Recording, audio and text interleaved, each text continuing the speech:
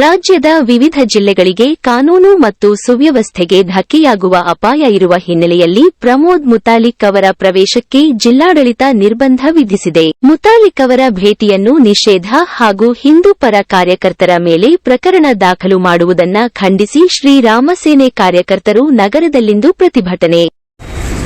ಇವತ್ತು ಶ್ರೀರಾಮ ಸೇನೆ ವತಿಯಿಂದ ರಾಜ್ಯ ಸರ್ಕಾರದ ಹಿಂದೂ ವಿರೋಧಿ ನೀತಿಯನ್ನು ಖಂಡನೆ ಮಾಡಿ ಇಡೀ ರಾಜ್ಯದಲ್ಲಿ ಪ್ರತಿಭಟನೆಯನ್ನು ಮಾಡ್ತಾ ಇದ್ದೀವಿ.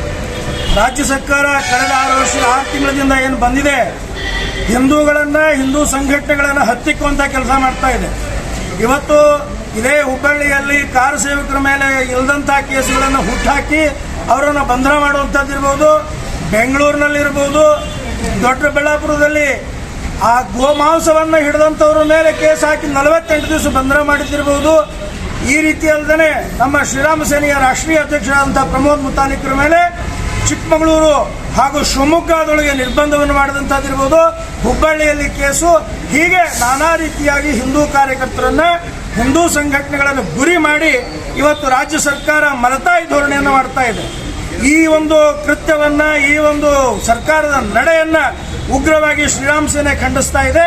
ಇವತ್ತು ರಾಜ್ಯಪಾಲರ ಮುಖಾಂತರವಾಗಿ ನಾವು ಆಗ್ರಹವನ್ನು ಮಾಡ್ತಾ ಇದ್ದೀವಿ, ರಾಜ್ಯಪಾಲರು ಮಧ್ಯಪ್ರವೇಶ ಮಾಡಬೇಕು. ಈ ರಾಜ್ಯದ ಹಿಂದೂ ಸಂಘಟನೆಗಳನ್ನ, ಹಿಂದೂ ಕಾರ್ಯಕರ್ತರನ್ನ, ಹಿಂದೂಗಳನ್ನು ರಕ್ಷಣೆ ಮಾಡಬೇಕು ಅನ್ನುವಂಥದ್ದನ್ನ ಇವತ್ತು ರಾಜ್ಯಪಾಲರಿಗೆ ನಾವು ಮನವಿಯನ್ನು ಕೊಟ್ಟಿದ್ದೀವಿ. ಇದೇ ರೀತಿ ಅಕಸ್ಮಾತ್ ರಾಜ್ಯ ಸರ್ಕಾರ ಏನಾದರೂ ಹಿಂದೂ ವಿರೋಧಿ ನೀತಿ ಅನುಸರಿಸಿದ್ರೆ ಸರಿಯಾದಂತಹ ಪಾಠವನ್ನು ರಾಜ್ಯದೊಳಗೆ ಕಳಿಸಬೇಕಾಗುತ್ತೆ ಅಂತ ಎಚ್ಚರಿಕೆಯನ್ನು ಕೊಡ್ತಾ ಇದ್ದೀವಿ.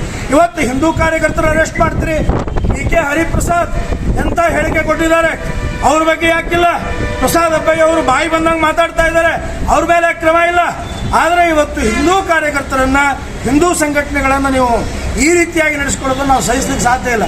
ಇನ್ನು ಯಾರ್ಯಾರು ಕಾರ್ ಸೇವಾಕ್ ಹೋಗಿರಿ ಅವ್ರನ್ನೆಲ್ಲ ಬಂಧನ ಮಾಡ್ತೀವಿ ಅನ್ನುವಂಥದ್ದು ಏನಾದರೂ ಆ ಒಂದು ನಿಮ್ಮ ಸರ್ಕಾರದ ನಿಲುವಿದ್ರೆ, ಎಸ್ ನಾವು ರೆಡಿ ಇದ್ದೀವಿ, ಹಿಂದೂ ಕಾರ್ಯಕರ್ತರು ನಾವು ರೆಡಿ ಇದ್ದೀವಿ, ಕರ್ನಾಟಕದೊಳಗೆ ನಿಮ್ಗೆ ಎಷ್ಟು ಜೈಲ್ ಇದಾವೆ ತಗೊಂಡು ಬರಂತ ತೋರಿಸ್ರಿ, ಅಷ್ಟು ಜೈಲುಗಳನ್ನು ಭರ್ತಿ ಮಾಡ್ರಿ, ನಾವು ತಯಾರಿದ್ದೀವಿ ನಿಮ್ಮ ಸವಾಲನ್ನು ಸ್ವೀಕಾರ ಮಾಡಲಿಕ್ಕೆ.